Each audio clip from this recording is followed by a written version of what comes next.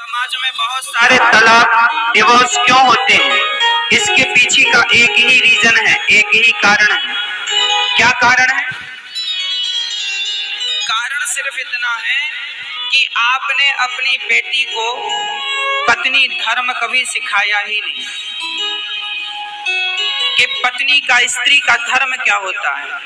आपने कभी पति का महत्व अपनी बिटिया को बताया ही नहीं। अरे शादी के पहले बेटियों को बताया करो कि बेटा पति भगवान होता है। जैसे नारी बिंदिया ना लगाए तो बिंदिया के बिना उसका माथा सूना दिखता है, उसी प्रकार जीवन में पति ना हो तो पति के बिना ये जिंदगी सूनी होती है। बिना पति के जीवन सूना है। जैसे मंदिर बड़ा हो पर मंदिर में मूर्ति ना हो भगवान की तो मूर्ति के बिना मंदिर की शोभा नहीं है, उसी प्रकार नारी की तो उसके पति से शोभा है। पति ना हो तो नारी की कोई शोभा नहीं है। नारी कितनी भी सुंदर हो, नारी की सुंदरता उसकी चमड़ी से नहीं है, नारी की सुंदरता उसके पति से है। इसलिए नारी के पास उसका पति होना जरूरी है। आप अपनी बेटियों को बताया करो कि पति का महत्व क्या है, और अपने बेटों को यह भी बताया करो कि बेटा नारियों की इज्जत कैसे की जाती है, नारी क्या है। बहुत सारे पति ऐसे होते हैं मूर्ख क्वालिटी के, बहुत सारे, सब नहीं, कुछ पति ऐसे होते हैं जो अपनी पत्नियों को पांव की जूती समझते हैं। तुम तो हमारे पांव की जूती हो। ये मूर्ख कोटि के पति, थर्ड क्वालिटी, घटिया। ये पत्नी को पांव की जूती समझता हूँ और बकरे का मांस मुझे बहुत अच्छा लगता है, तो उसने कहा कि मैं बकरा खाता हूँ। गुरुजी बोले राम राम कैसा चेला है, बड़ा मांसाहारी है। गुरुजी को लगा इसे सुधारना भी है, तो गुरुजी ने उसे समझाया, बेटा किसी की हत्या करना सही नहीं है। गुरुजी मैं नहीं रह सकता, मैं नहीं रह सकता, इसके बिना मेरी आदत हो गई है। तो गुरुजी बोले अच्छा एक काम करो, तुम खाया करो पर मेरी एक बात सुनो, तुम ऐसे खाओगे तुम्हें पाप लगेगा, तुम्हें नरक जाना पड़ेगा। बोले गुरुजी मुझे नरक भी नहीं जाना और बकरा भी खाना है, कोई उपाय बताओ। तो गुरुजी ने कहा फिर एक काम करो कि तुम एक यज्ञ करो, और यज्ञ में जब जब तुम यज्ञ किया करोगे तब तब तुम बकरा खा लिया करो। यज्ञ करो, एक यज्ञ करोगे तो एक बकरा खाओगे। तो उसने क्या किया कि यज्ञ करना शुरू किया। क्यों करना शुरू किया? क्योंकि उसे बकरा खाना था। यज्ञ किया, यज्ञ में ब्राह्मणों को बुलाया, कन्याओं को बुलाया, यज्ञ पूरा हुआ, सबको भोजन प्रसादी कराया, भंडारा कराया, जो विधान था। और उसने जब यज्ञ पूरा हुआ तो बकरा काटा और खाया। फिर उसने अगले साल फिर, अब रोज रोज तो आदमी यज्ञ करा नहीं सकता, तो अगले साल फिर उसने यज्ञ कराया और यज्ञ पूरा हुआ तो उसने बकरी काटने शुरू किए। अब ये मुझे आप लोग बताओ कि गुरुजी ने उससे ये क्यों कहा कि यज्ञ में तुम बकरा खा लिया करो? उत्तर दो, फटाफट कहानी सुनाई ना, उत्तर दो। गुरुजी ने ये क्यों कहा कि यज्ञ में बकरा खा लिया करो? क्यों?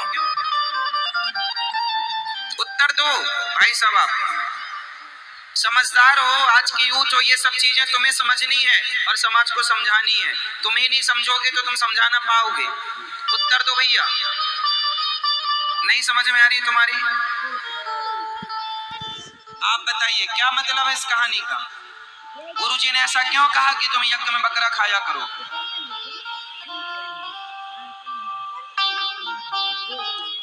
इसलिए कहा कि वो रोज एक बकरे को काटता था। अब एक बकरे को रोज काटता था तो साल में अब एक यज्ञ करेगा तो 365 में 364 बकरे बच गए कि नहीं? हाँ या ना? 364 बकरे बच गए और एक बकरा उसने, जो उसकी आदत थी, सो उसने यज्ञ के बाद खाया।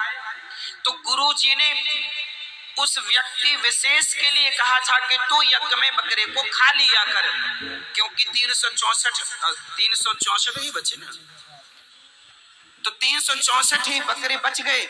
एक, अब तू रोज यज्ञ, तेरी औकात नहीं है कि तू रोज यज्ञ कर सके, तो अगले साल फिर करना, तो एक और खा ले। ऐसे में तू रोज खाता, ऐसे में अब तू सारी जिंदगी में 10-5 यज्ञ ही कर पाएगा। इसी बहाने तेरा बकरा खाना छूट गया और यज्ञ में खाएगा तो धीरे धीरे जैसे 364 दिन का छूटा, वैसे ही 365वें दिन का भी छूट जाएगा। तो गुरु जी ने छोड़ाने के पर्पस से कहा था, लेकिन लोगों ने देखा कि यज्ञ में तो बकरे की बलि चढ़ाना जरूरी है, उन्होंने क्या मान लिया कि जरूरी है। परिभाषा हो गई गलत। गुरु जी ने कहा था कि किसी बहाने ये छोड़े, लेकिन लोगों ने उस अर्थ को ना समझकर उन्होंने पकड़ लिया कि नहीं, अब फिर जितने यज्ञ होने लगे उन यज्ञों में लोगों ने पशुओं की बलि चढ़ानी शुरू कर दी। बड़ा भक्त बन रहा है, उसे भी जानकारी हो गई कि तुम्हारा रिश्ता ईश्वर से जुड़ चुका है, इसलिए वो भी बेचारा बौखलाया हुआ है, बड़ा भगत बन रहा है।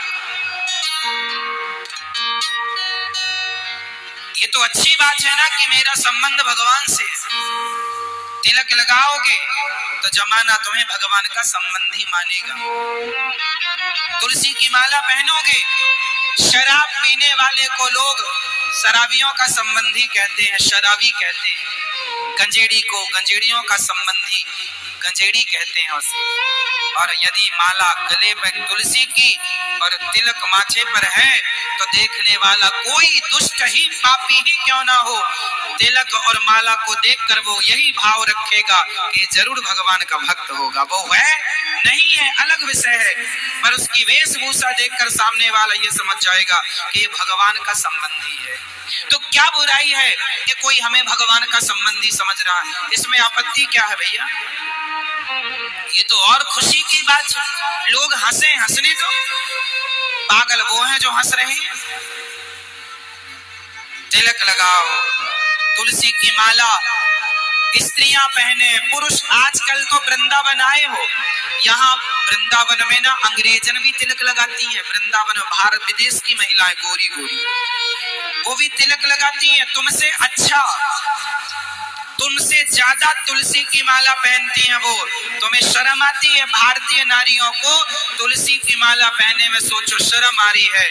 और विदेशी महिलाएं वो तुलसी की माला और तिलक लगा करके और हरे कृष्ण का जाप कर रही हैं। रोज वृंदावन में अंग्रेज लोग प्रभात फेरी लगाते हैं, रोज सवेरे आप 4 बजे 5 बजे देख सकते हैं। 12 महीना पानी बरसे, धूप रहे, कुछ भी अंग्रेज लोग लगाते हैं। अंग्रेज जो महिलाएं विदेशों में जरा जरा से कपड़े पहना करती थी, वो जब भारतीय संस्कृति को जानी